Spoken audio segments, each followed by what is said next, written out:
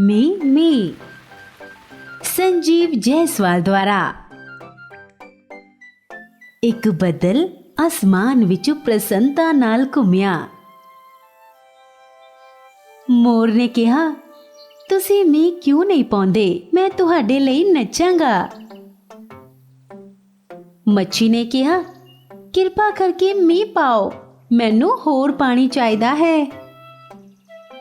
किसान ने कहा, किरपा करके मींह पाओ, मैं अगली फसल लई बीज बीजांगा।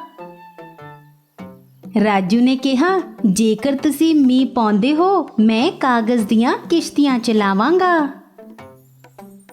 ਬੱਦਲ ਚਮਕਦਿਆਂ ਬੂੰਦਾਂ ਦੇ ਮੀਂਹ ਵਿੱਚ ਵਰਿਆ। ਮੋਰ ਨੇ ਆਪਣੇ ਖੂਬਸੂਰਤ ਖੰਭ ਫੈਲਾਏ ਅਤੇ ਨੱਚਿਆ।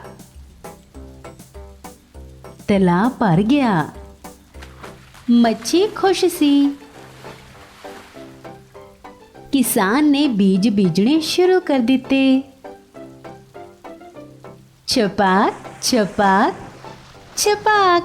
ਰਾਜੂ ਅਤੇ ਉਸਦੇ ਦੋਸਤਾਂ ਨੇ ਛੱਪੜਾਂ ਵਿੱਚ ਇੱਕ ਸ਼ਾਨਦਾਰ ਸਮਾਂ ਬਤੀਤ ਕੀਤਾ। ਬੱਦਲ ਨੇ ਹਰ ਇੱਕ ਦਾ ਦਿਲ ਖੁਸ਼ੀ ਨਾਲ ਭਰ ਦਿੱਤਾ। ਇਹ ਅੱਗੇ ਵਧ ਗਿਆ। ਸਾਰੇ ਬੱਚਿਆਂ ਨੇ ਅਲਵਿਦਾ ਲਈ ਹੱਥ ਹਿਲਾਇਆ।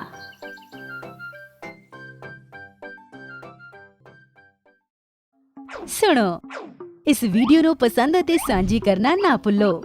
ਕਿਰਪਾ ਕਰਕੇ ਹੇਠਾਂ ਆਪਣੀ ਟਿੱਪਣੀ ਕਰੋ।